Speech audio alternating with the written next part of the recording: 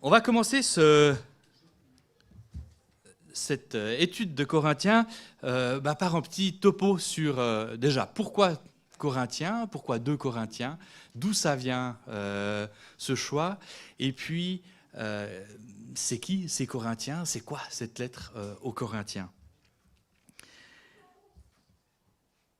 Avec les messagers, on a retravaillé un petit peu autour de la vision.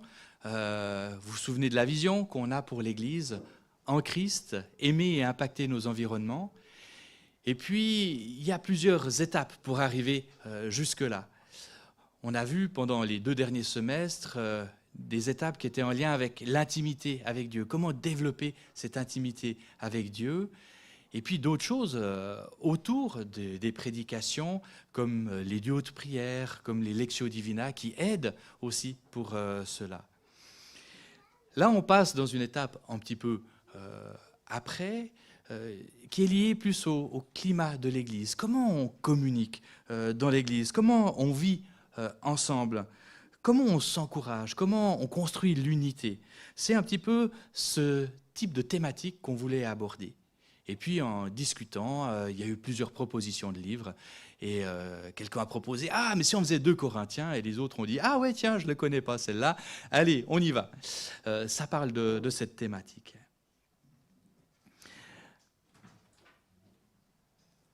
Une rapide présentation de Corinthiens et de Corinthe, pour mieux comprendre un petit peu les aspects. Voilà. Vous avez quelques photos, alors c'est plus ou moins actuel, mais ça montre un petit peu en arrière-plan la situation pour vous immerger un petit peu où est Corinthe. Alors Corinthe, c'était une ville grecque très connue qui a été totalement détruite par les Romains en 146 et qui a été rebâtie un siècle plus tard par Jules César. Ça, c'est peut-être pas très important. Ce qui est important, c'est que les personnes qui y vivaient, c'était principalement des affranchis. C'est-à-dire que ce n'était pas une vieille ville à l'époque de Jésus avec une aristocratie qui était là, qui était posée, mais il y avait des opportunités. Par rapport aux autres villes romaines, c'était très facile de pouvoir monter les échelons de la société. Et ce qui fait qu'à Corinthe, une des préoccupations des gens, c'était le statut social. Parce qu'il y avait cette possibilité de gravir les échelons, il y avait cette possibilité de pouvoir le faire, et donc il fallait qu'on se montre. Il fallait qu'on se montre avec tous ces esclaves, il fallait qu'on montre ses talents oratoires, il fallait qu'on montre qu'on avait de l'argent en soutenant les Jeux, alors c'était pas olympique, c'était pas Olympe, mais ismique, parce qu'il y a l'isthme de Corinthe, il y avait tout ça. Et ça faisait que vraiment les gens étaient très préoccupés par ça. Et ça, on le voit assez fortement dans les lettres.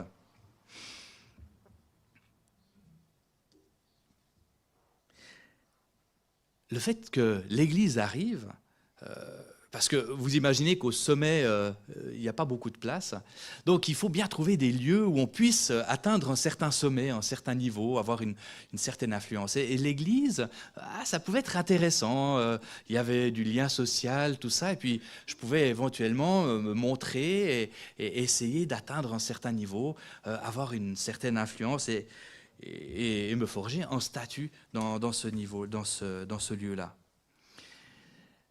Au point de vue géographique, Corinthe, alors bon, la carte, ça montre un peu le monde romain. Enfin, il y a Rome, vous le voyez, et puis Corinthe, c'est là. Il y a un petit passage entre deux. Alors maintenant, il y a un canal, mais à l'époque, ils faisaient passer les bateaux par la terre. Ils les déchargeaient à un endroit, ils les rechargeaient de l'autre côté, puis ils faisaient passer les bateaux par la terre.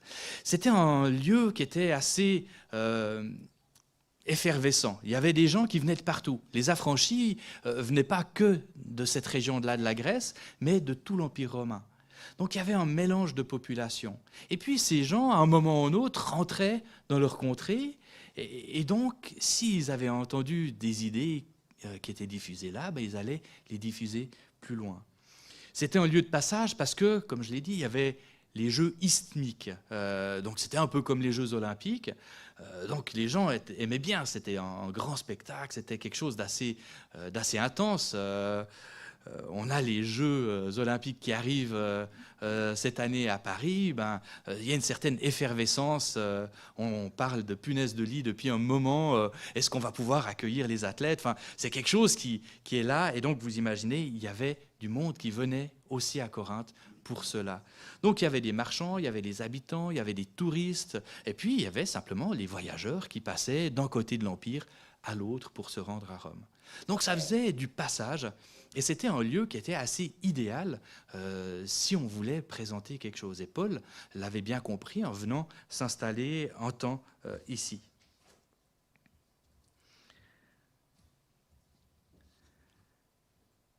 Ce que Paul proposait pouvait être assez attirant. Il y avait plusieurs aspects. Par exemple, l'absence, en tout cas théorique, de barrières sociales. Ah, ça, c'est un lieu qui est peut-être bien, ça peut me faire baisser la pression ou ça peut me permettre aussi d'accéder à un certain statut. Voilà, il y avait des miracles. Donc là, ça peut être aussi, en tout cas, le surnaturel qui était proposé. Ça attirait aussi une certaine population. Et puis, Paul avait certains arguments, une certaine argumentation. Donc ça, c'était aussi intéressant à Corinthe, où on aimait l'éloquence. Alors on le verra plus loin dans la lettre, Paul, il ne le trouve pas très éloquent, mais il avait quand même des arguments. Et puis on trouve du lien social, on trouve des gens qui essayent de s'occuper, de prendre soin de nous, et ça c'est quelque chose qu'ils aiment bien. Mais vous imaginez, des gens, certains étaient esclaves, d'autres étaient notables dans la ville, il y avait une population mélangée socialement, des gens qui venaient de toute provenance. Vous imaginez les tensions potentielles dans une telle église, et des tensions, on le sait, quand on lit les lettres aux Corinthiens, il y en a eu. Paul arrive à Corinthe entre 49 et 50 ans. On sait assez bien la date parce qu'il y a un moment où tous les Juifs sont mis hors de Rome, et c'est là que Paul va rencontrer Priscille et Aquilas, qui ont été mis loin de Rome, et avec qui il va s'associer pour reprendre le commerce de tentes qu'il fait, où il fabrique des tentes avec eux. Il va rester 1 an et demi à Corinthe. Il reviendra ensuite à 2 reprises, une fois 3 mois, une fois plus courtement. Les relations avec l'église de Corinthe ne sont pas simples. Alors, d'une part, c'est des gens qui n'ont pas cette culture juive, comme dans d'autres endroits. Il a commencé par prêcher à la synagogue, mais ça n'a pas très bien pris. Alors, un, voire 2 des chefs de la synagogue sont devenus chrétiens. On parle de Crispus, ça on le sait, et puis il y a un Sosthène. Est-ce que c'est le même Sosthène? Il y a un Sosthène qui est le chef de la synagogue, qui a remplacé Crispus, et un autre dont on parle plus loin dans les lettres. Donc quelques juifs ont été touchés, mais c'est surtout des païens, qui n'ont aucune idée de ce Dieu, qui ont une représentation du Dieu de la Bible, de l'Ancien Testament déjà, qui n'existe pour ainsi dire pas. Donc il va devoir les rappeler à l'ordre, souvent, leur faire un peu de discipline. Après, son autorité n'est pas très bien acceptée. Pour eux, un bon leader, c'est quelqu'un qui est éloquent, c'est quelqu'un qui est riche, c'est quelqu'un qui présente bien, c'est quelqu'un qui fait envie. Paul, il est plutôt pauvre, visiblement il ne parle pas bien. Dans d'autres lettres, on voit qu'il a peut-être des difficultés avec le visage, enfin qu'il est pas toujours très beau à voir. Et puis bon, il passe de prison en prison, il se fait toujours arrêter, il manque de se faire lapider. Lui, il ne doit pas avoir l'esprit, il ne doit pas avoir quelque chose de spécial. S'il vit ça, il ne doit pas être terrible. Donc, il est vu comme faible. Et ça, ils n'aiment pas trop, les Corinthiens. Lors de la 2e visite qu'il va faire à Corinthe, d'ailleurs, il sera insulté assez vigoureusement par un des membres de l'Église. Et il faudra faire des visites, écrire des lettres pour essayer de réconcilier ça. Et dans 2 Corinthiens, on voit assez bien cette histoire-là et les tensions qu'il y a avec cette Église. Paul va faire 2 visites, je l'ai dit. Tite, Timothée vont aussi visiter, d'autres vont encore visiter cette communauté. une cinquantaine d'années plus tard, en père de l'Église, Clément de Rome, va encore écrire des lettres aux Corinthiens, et on revoit que les problématiques sont un peu toujours les mêmes. On va lire 2 Corinthiens, mais il y a visiblement 4 lettres. Dans 1 Corinthiens 5, 9, on parle d'une lettre qui présente la discipline, un peu, qui parle de discipline de l'Église. Donc ça, ce serait la première lettre. Ensuite, il y a eu 1 Corinthiens. Une année plus tard, il y a 2 Corinthiens. Et entre deux, il y a encore une lettre sévère dont il va beaucoup parler dans tout 2 Corinthiens. Donc on a 4 lettres. Alors, est-ce qu'il y en a 4 ? Est-ce qu'elles sont incluses dans certains... Voilà. Mais nous, on n'a gardé que ces 2 lettres-là. Voilà. Vous avez un petit peu le topo. On va passer maintenant à la prédication sur les 11 premiers chapitres, qui sont un peu une introduction à cette lettre. J'ai dit 11 premiers chapitres. Merci. Voilà, je n'ai même pas réalisé, mais des 11 premiers versets du premier chapitre, oui. Et je vais lire le texte 2 fois. Bien sûr, après, il y aura des petites questions, des questions pour un peu entrer dans ce texte. D'ailleurs, à propos de questions, il y en a au fond sur la tablette pour les groupes de maison ou pour ceux qui aimeraient aller un petit peu plus loin. Paul, apôtre de Jésus-Christ par la volonté de Dieu, et le frère Timothée, salue l'Église de Dieu qui est à Corinthe. Je n'ai juste pas affiché le texte. Voilà. Ainsi que tous les membres du peuple saint dans l'ensemble de l'Achaïe. Que la grâce et la paix vous soient accordées par Dieu notre Père et par le Seigneur Jésus-Christ.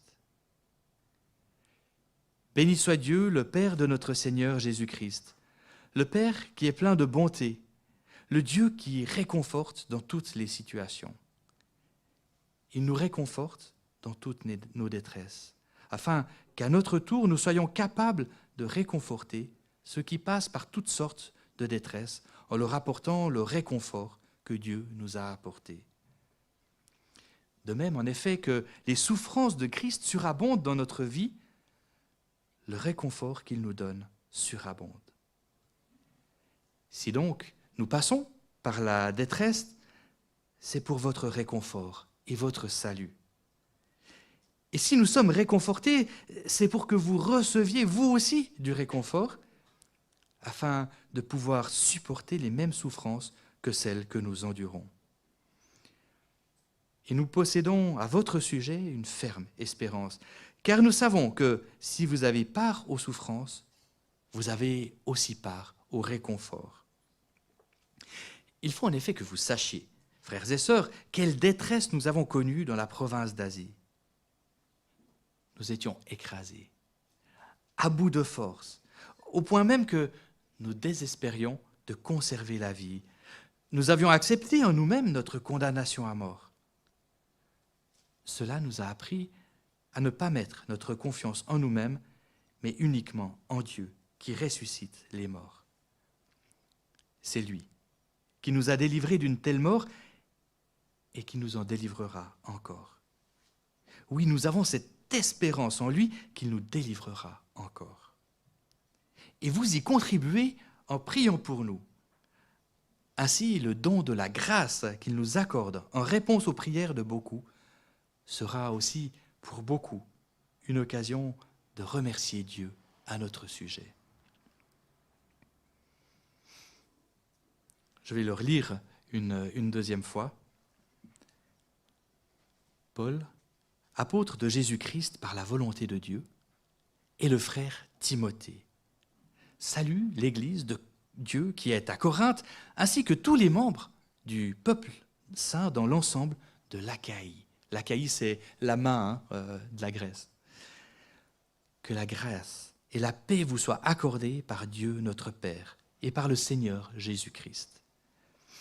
Béni soit Dieu, le Père de notre Seigneur Jésus-Christ, le Père qui est plein de bonté, le Dieu qui réconforte dans toutes les situations. Il nous réconforte dans toutes nos détresses, afin qu'à notre tour, nous soyons capables de réconforter ceux qui passent par toutes sortes de détresses, en leur apportant le réconfort que Dieu nous a apporté. De même, en effet, que les souffrances de Christ surabondent dans notre vie, le réconfort qu'il nous donne surabonde. Si donc nous passons par la détresse, c'est pour votre réconfort et votre salut.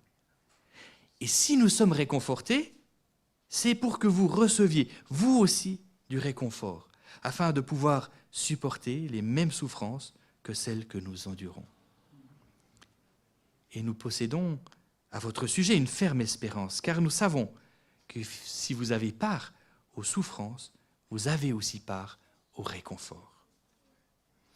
Il faut en effet que vous sachiez, frères et sœurs, quelle détresse nous avons connue dans la province d'Asie. Nous étions écrasés, à bout de force, au point même que nous désespérions de conserver la vie. Nous avions accepté en nous-mêmes notre condamnation à mort. Et cela nous a appris à ne pas mettre notre confiance en nous-mêmes, mais uniquement en Dieu qui ressuscite les morts. C'est lui qui nous a délivrés d'une telle mort et qui nous en délivrera encore. Oui, nous avons cette espérance. Nous avons cette espérance en lui qu'il nous délivrera encore. Et vous y contribuez en priant pour nous. Ainsi, le don de la grâce qu'il nous accorde en réponse aux prières de beaucoup sera aussi pour beaucoup une occasion de remettre Dieu à notre sujet.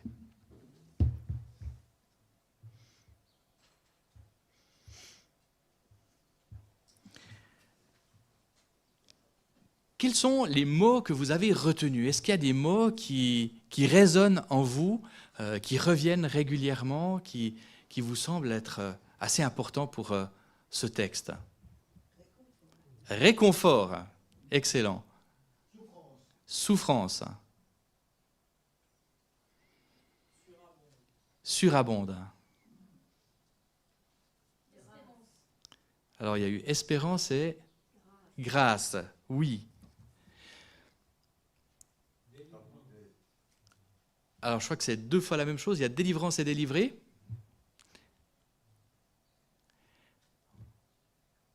Le mot réconfort, on le verra, c'est celui qui vient vraiment très souvent, qui est accompagné aussi de souffrance, mais qui est là très présent, effectivement. Et les autres mots sont aussi très importants dans ce texte. Merci. Est-ce qu'en entendant ce texte, il y a quelque chose qui vous encourage, quelque chose qui vous étonne, ou quelque chose qui vous pose question? Je vais venir comme ça, je profite qu'on a le micro, comme ça ceux qui sont devant leur écran, ils ne voient pas mais ils entendent. C'est un peu, il faut d'abord souffrir pour consoler ou pour être réconforté, parce qu'après on peut aussi réconforter les autres. Est-ce que ça fait envie? Non, pas trop. Non. Merci.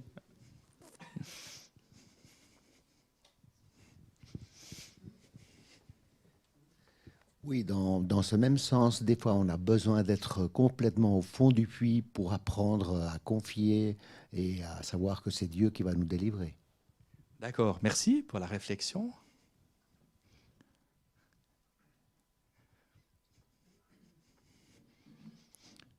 Je suis plus impressionnant avec le micro devant. Hein.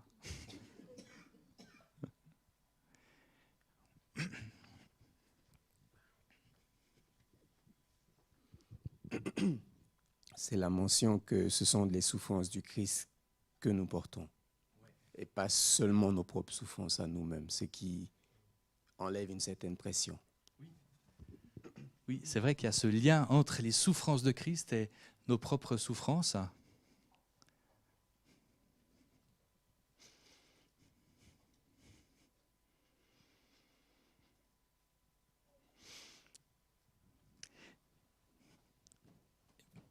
Merci pour vos interventions.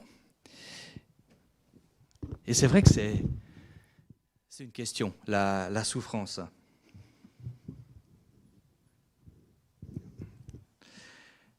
Souffrir, on déteste ça. On n'aime pas. J'ai le souvenir d'un dentiste, en fait même de plusieurs, qui à chaque mouvement qu'il fait, « Ça va monsieur, vous avez mal ?» avec la seringue, avec l'anesthésion prête à agir pour que j'ai moins mal. C'est quelque chose qu'on n'aime pas. On n'aime pas souffrir. On fait tout pour éviter. Et notre société, je pense, essaye d'éviter la souffrance. Physique, psychologique, on essaye de trouver des parades pour ça. Et je pense qu'en tant que chrétien aussi, on va essayer de se réconforter par des versets de la Bible. On va chercher la guérison, et je crois que c'est bien, mais des fois peut-être on la cherche tellement loin, on se bat très très fort pour ça, et peut-être un peu trop, on met trop l'accent là-dessus. Il y a cette volonté de bien-être, cette volonté d'être bien. Pourtant, la semaine passée, on s'en souvient, on a fêté la résurrection, ça c'est magnifique, mais pour qu'il y ait résurrection, il faut qu'il y ait mort. Et la mort de Jésus, il n'est pas mort calmement dans son lit. Ça s'est passé de manière violente et à tous les niveaux. Mais c'est pourtant par ces souffrances que nous pouvons être sauvés.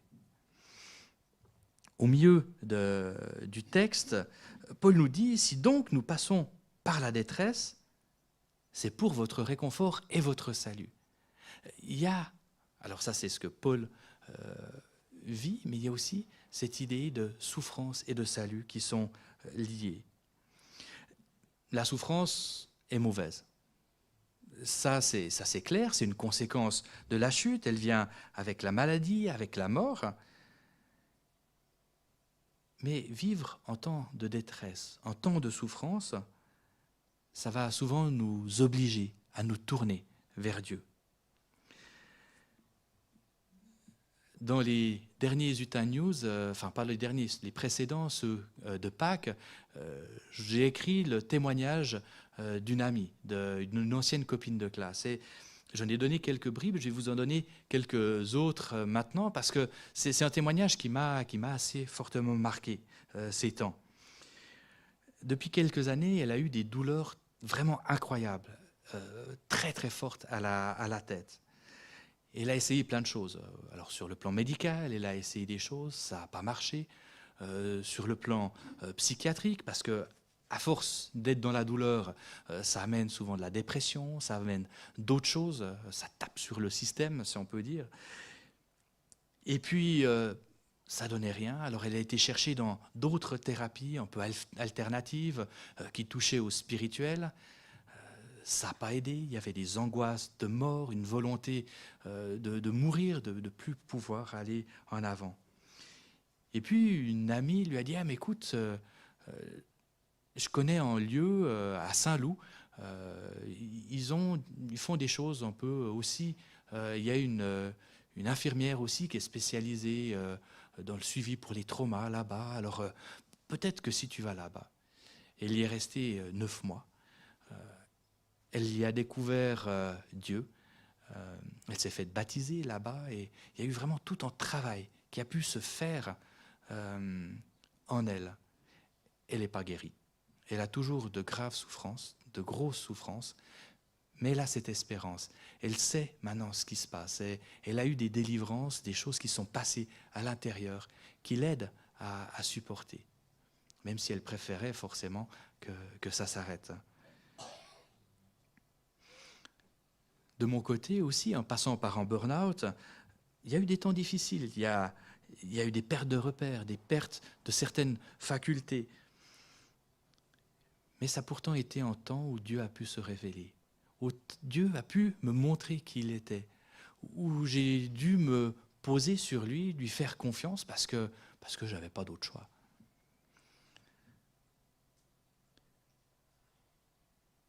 J'ai dû me recalibrer sur lui. Et ces temps de souffrance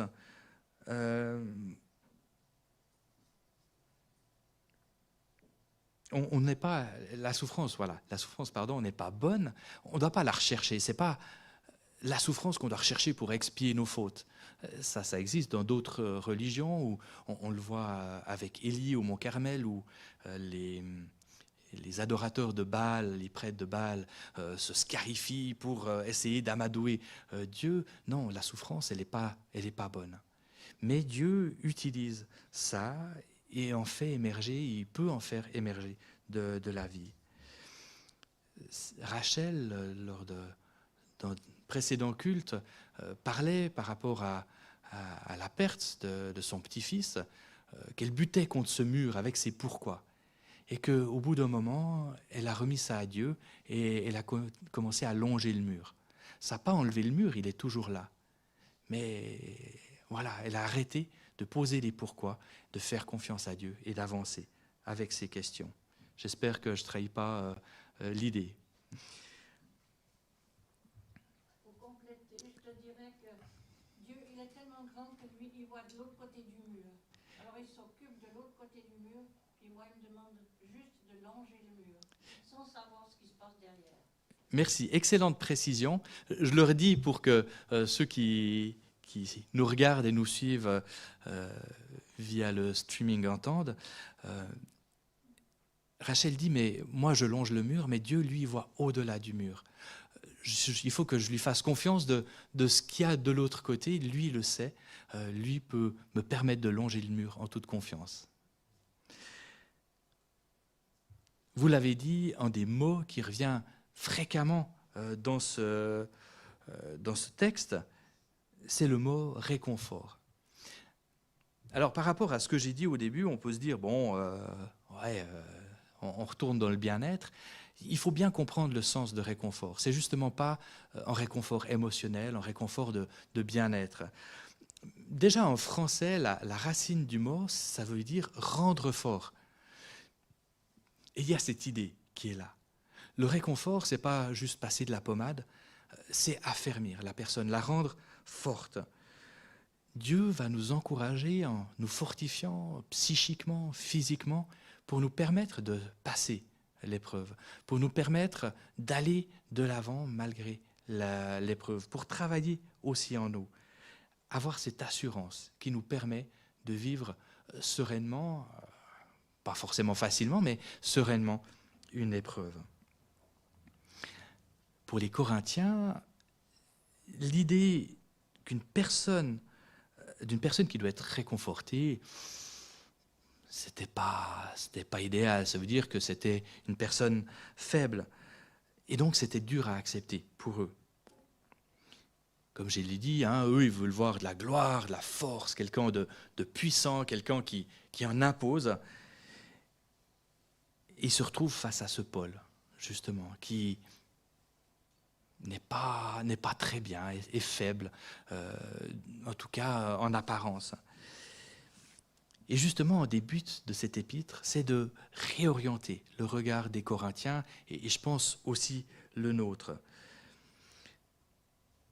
Réajuster la vision qu'ils ont et la déplacer vers les valeurs du royaume.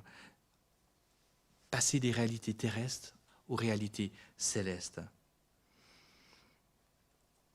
Cette idée, on le voit dans le réconfort, mais on le verra avec d'autres thèmes. Il y a la collecte pour Jérusalem, il y a Paul qui est vu comme faible, comme je l'ai dit, il y a l'attrait des super apôtres. C'est plein de choses sur lesquelles les Corinthiens doivent changer leur regard.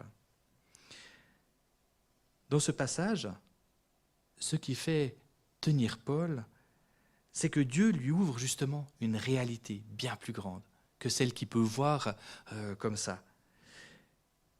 Ces souffrances, il le dira un petit peu plus loin, ne sont que passagères et légères par rapport au poids insurpassable de gloire éternelle qu'elle nous prépare. Donc, il réussit avec Dieu à changer son regard et à voir que, en fin de compte, ces douleurs, cette détresse, elle est légère par rapport à l'éternité qui est là devant lui. Au verset 8, il parle d'une détresse immense. Le mot qui est utilisé ici, c'est hyperbolé. Et c'est un terme qui est justement hyper. Et il est utilisé là pour montrer la détresse. Il est utilisé très peu de fois dans le Nouveau Testament et principalement dans 2 Corinthiens. Et puis les 2 autres occurrences, alors on a vu justement en 4 et 17, et puis en 4, 7, mais ce trésor, nous le portons dans des vases faits d'argile pour que ce soit la puissance extraordinaire, justement hyperbolée, de Dieu qui se manifeste, et non notre propre capacité. On a un pendant, on a la détresse insoutenable, mais la gloire extraordinaire de Dieu. Et cette gloire extraordinaire, elle est dite à plusieurs reprises. Le mot hyperbolé est utilisé à plusieurs reprises pour parler de la gloire de Dieu. Et il y a vraiment un pendant, mais en fin de compte, la balance, elle penche plus du côté de la gloire de Dieu. Et je crois que ce passage, il est assez symptomatique de ce qu'est la foi chrétienne. C'est une foi de paradoxe. On le disait, Elsbeth le disait tout à l'heure, il faut que je souffre pour que je sois réconforté. À la limite, si je peux éviter la souffrance, il y avait quelque chose d'un petit peu de ça. Et pourtant, Paul dira aussi aux Corinthiens, mais s'il faut se vanter, c'est de ma faiblesse que je me vanterai. Et ça, c'est hors des catégories des Corinthiens. Et ça non, c'est pas concevable. Et c'est ça que Paul veut leur montrer. Et c'est ça qu'il veut nous montrer, c'est ce changement de regard. Et en Christ, justement, on partage avec lui certains de ces paradoxes. Il est mort, mais il y a la vie qui est sortie de la mort. La sagesse, elle vient de cette folie de la croix. La force, elle provient de la faiblesse. Et donc tout ça, on a ces paradoxes qui sont en fin de compte constitutifs de la foi chrétienne.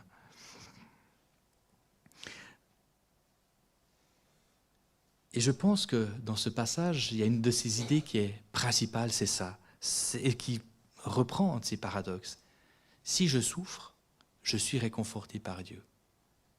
Et si je suis réconforté par Dieu, je peux après réconforter d'autres qui souffrent aussi. Simone Weil disait à propos du christianisme que justement sa grande force résidait dans le fait qu'il ne prétendait pas guérir la souffrance, mais qu'il prétendait l'utiliser. Et je crois qu'il y a ça, il y a ce paradoxe. De la souffrance peut naître le réconfort, de la mort peut naître la vie. Qui d'entre vous, je reprends le micro, je vais repasser dans les rangs, attention, attention, qui d'entre vous a déjà vécu le deuil d'une personne proche ?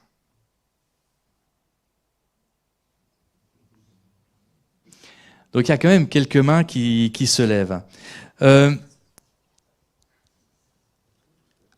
Comment est-ce que vous réagissiez face à la mort ? Quand vous aviez quelqu'un, avant d'avoir ce deuil, comment vous réagissiez quand il y avait un ami qui perdait un proche ou une connaissance qui perdait un proche ?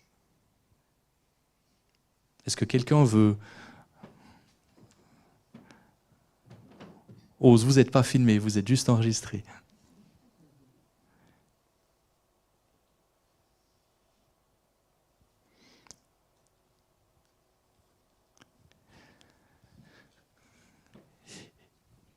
Et suite au décès de cette personne, est-ce que votre attitude a changé ?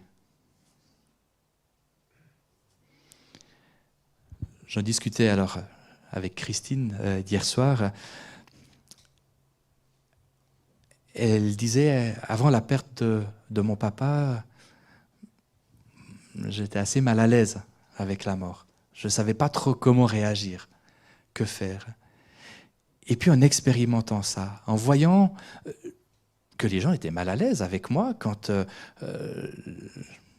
mon père est mort, qu'ils ne savaient pas comment faire, j'étais étonné. Je me disais, donc là je parle pour Christine, hein, mais pourquoi Alors elle dit que maintenant c'est pas toujours plus évident qu'avant, mais il y a quand même cette sensibilité qui vient. Et je crois que quand on a vécu, on est passé par une certaine souffrance, on peut avoir une empathie, avoir un regard qui change, avoir une transformation aussi intérieure. Je l'ai vu chez ma maman, il y a une dizaine d'années, eu un cancer, qui est guéri maintenant, mais depuis qu'elle a passé par là, elle est beaucoup plus à l'écoute de ceux qui ont un cancer. Elle va leur téléphoner, elle va prendre des nouvelles, elle va essayer de les suivre. Par rapport à des personnes qui ont vécu de la dépression, qui ont vécu d'autres types de soucis, souvent je les entends me dire « Ah, mais là j'ai vécu quelque chose et maintenant j'aimerais aider les autres.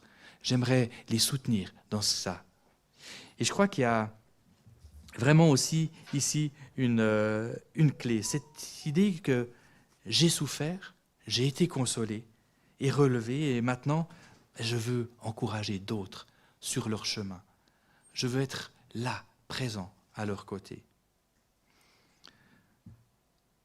Dieu a agi pour me relever. Je ne vais pas prendre la place de Dieu, mais je vais agir aussi vers eux.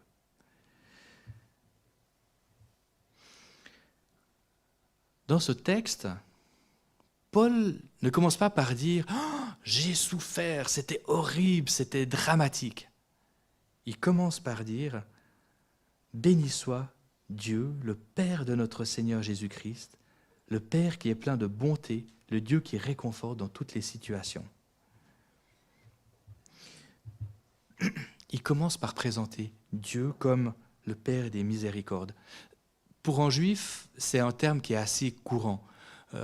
Dans la synagogue, quand il prie le Shema Israël, écoute Israël, l'Éternel est notre Dieu, l'Éternel seul ou l'Éternel étant, l'introduction à cette prière, c'est justement, on parle du Père des miséricordes. Et ça vient d'Exode 34, 6. Moïse est sur la montagne, le peuple a péché, et puis à un moment, Moïse dit, mais fais-moi voir ta gloire. Et Dieu lui dit, pour résumer, écoute, je vais te faire voir ma bonté. Et Dieu se présente lui-même comme l'Éternel, en Dieu plein de compassion. Pour les Juifs, ce n'est pas juste la théorie, il y a vraiment derrière une idée concrète, que Dieu prend vraiment soin de nous. Pour les Corinthiens, pour le monde gréco-romain, c'est un truc incroyable et ridicule en fait. Pline l'Ancien disait ça justement, c'est ridicule quand Dieu puisse s'occuper de nous. Les dieux, bon, ils nous ont fait un cadeau suprême, c'est le suicide. Donc ça montre, ah oui, ça c'est l'idée des Grecs à cette époque-là et des Romains, des Latins. Donc le seul cadeau que les dieux ont fait, c'est qu'on peut s'occuper de notre mort nous-mêmes, voilà. Donc vous imaginez l'idée d'un Dieu qui prend soin, pour eux, c'est un peu inconcevable. Le Dieu, il est très loin, il ne s'occupe pas vraiment de nous.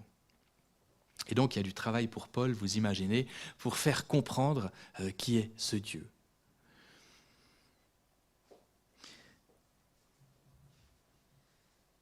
Mais si on comprend ça, si on comprend ce Dieu qui est descendu sur terre, qui est venu pour nous, qui n'a pas juste pris soin de nous, mais qui s'est donné pour nous. Jésus, le Fils de Dieu, Dieu lui-même, qui est mort et ressuscité pour nous. En fait, surtout qui est mort, parce que ressuscité, c'est Dieu qui l'a ressuscité. Et si on comprend que Dieu l'a ressuscité, que Dieu a pris ses souffrances, eh bien c'est ça ce que dit Paul. On célébrait cette résurrection la semaine passée. Et c'est important, parce que c'est justement ça pour comprendre ce passage. Cette force de résurrection, cette force qui a ressuscité Jésus, c'est cette force qui nous donne le réconfort, qui nous permet de surpasser les épreuves. Comme Jésus a pu surpasser les épreuves, parce qu'il avait cette espérance, nous aussi, on peut surpasser ces épreuves. Paul a vécu un temps de détresse immense. Il pensait mourir. Et là, il a dit, ben voilà, et c'est Paul, hein, donc ça se passe, déjà, il avait déjà un bon ministère. Il est à Éphèse, on ne sait pas vraiment hein, ce que c'est cette souffrance atroce, mais on sait qu'avant Corinthe, il était à Éphèse et sans doute 2 ans en prison là-bas. On ne sait pas ce qui s'y est passé, mais il a pu s'y passer quelque chose. Et en tout cas, il a dû apprendre à mettre sa confiance en Dieu.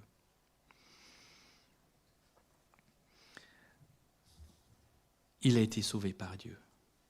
Et ça a augmenté sa confiance en lui. Maintenant, il a une espérance concrète pour les prochaines épreuves qu'il aura à passer. Dieu sera là. Mais il a encore autre chose. Et il demande aux Corinthiens, parce qu'il a dû prier pour lui, mais il demande aux Corinthiens, ben vous pouvez collaborer avec moi, prier pour moi, soutenez-moi dans la prière. Moi, ça va m'aider parce que je me sentirai soutenu. Je me sentirai soutenu par Dieu, je me sentirai soutenu par le corps du Christ. Mais pour vous, ça va aussi amener un bénéfice. Dieu va répondre.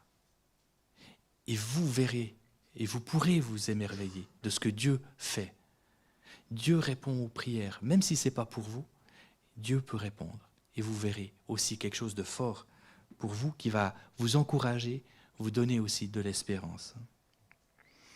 C'est quelque chose dont on a parlé, je parlais lors de la dernière prédication, dans le psaume 118, c'était vraiment aussi cette idée-là, de s'émerveiller des grandes choses que Dieu a faites. Pour conclure, pour résumer, donc Paul traverse une souffrance et commence par parler de Dieu. Il ne commence pas par parler de la souffrance. J'ai été accompagné pour le burn-out, je le suis toujours, et je vois une différence. Au début, je parlais de ce qui se passait, de négatif, de toutes les souffrances ou les choses qui se passaient qui n'étaient pas bien en moi. Et puis maintenant, quand je vais chez Catherine Jacquet pour l'accompagnement, je commence par faire un bilan et par dire qu'est-ce qui était bien ces dernières semaines, qu'est-ce qui s'est bien passé. Et ça change l'entretien. Le regard est différent. La vue et l'accompagnement est aussi différent. Et je pense que ça, c'est aussi une première chose. C'est quel est mon point de vue sur la souffrance. Il y a un temps, on a le nez dans le guidon. Mais il faut demander à Dieu de pouvoir nous sortir de là, de pouvoir changer notre regard sur la souffrance et voir ce que lui fait dans notre vie. C'est un apprentissage. Ça ne s'est pas fait comme ça. J'ai dû me forcer au début. Mais après, ça devient plus naturel. La deuxième chose, c'est la confiance. La détresse nous oblige à ne plus compter sur nous, mais à compter sur Dieu, à lui faire confiance. Accepter la souffrance, et je dis l'accepter, pas la nier, ça va permettre aussi de changer ce regard. Ça va permettre d'avancer, de faire ce travail. Et puis ça va dégager cette puissance de résurrection sur nous qui va nous permettre de passer les épreuves. Et puis enfin, le réconfort qu'on reçoit, c'est quelque chose qu'on peut donner à l'autre. C'est quelque chose qu'on peut passer plus loin. C'est quelque chose qu'on peut vivre avec les autres. Et je vous propose, pour terminer ce temps de prédication, de vous proposer un temps de prière. C'est-à-dire que si l'un ou l'autre vit en temps de détresse, mais il y aura 4 personnes qui seront là, et vous pourrez vous approcher. Et puis, elles vont prier pour vous. Ce que je vous propose, c'est que tout le monde se lève, que les 4 personnes puissent venir peut-être là, ceux qui ont accepté de prier. Et puis, vous pourrez vous lever, aller là. Je prierai d'abord pour les personnes qui sont levées, et puis on prendra la scène, en commençant par elle, et puis ensuite la scène passera dans les rangs. Et puis pendant ce temps, on pourra prier aussi pour vous. Alors je vous invite à vous lever, et puis pendant le temps de scène, il y aura aussi un chant qui va être là. Et puis si l'un ou l'autre aimerait qu'on prie pour lui, vous pouvez vous avancer vers les 4 là.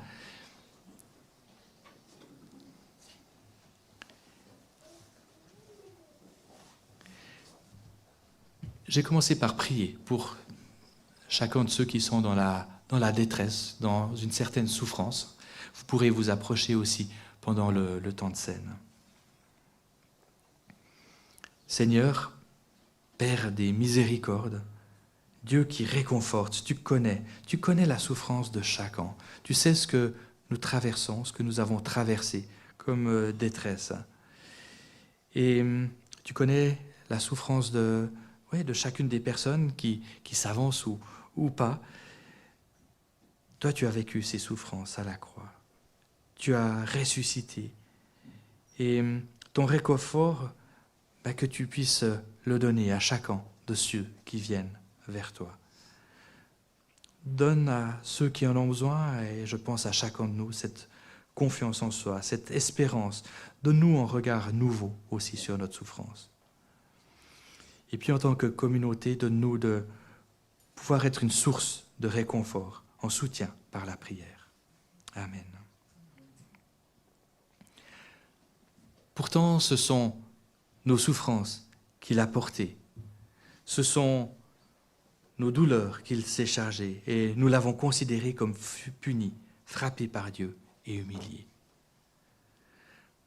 En prenant la scène, nous nous rappelons les souffrances du Christ, mais nous nous rappelons aussi sa résurrection. Cette résurrection qui est cette puissance de Dieu, cette puissance qu'il utilise aussi pour nous maintenir, nous, debout, pour nous redonner cette force quand nous passons par la détresse. Car voici la tradition que j'ai reçue du Seigneur et que je vous ai transmise. Le Seigneur Jésus, dans la nuit où il fut livré pour être mis à mort, prit du pain et, après avoir prononcé la prière de reconnaissance, le rompit. Il le rompit en disant « Ceci est mon corps, il est pour vous. Faites ceci en mémoire de moi. » De même, après le repas, il prit une coupe. Cette coupe est la nouvelle alliance scellée de mon sang. Faites ceci toutes les fois que vous en boirez en souvenir de moi. Donc chaque fois que vous mangez de ce pain, que vous buvez de cette coupe, vous annoncez la mort du Seigneur, et ceci jusqu'à son retour. Je vais prier, et puis ensuite, le pain circulera dans les rangs, et puis les coupes aussi. Seigneur, Dieu plein de bonté, merci d'être venu à la croix. Merci d'avoir souffert pour nous. Que ta force de résurrection nous aide à vivre les afflictions que nous devons vivre. Amen.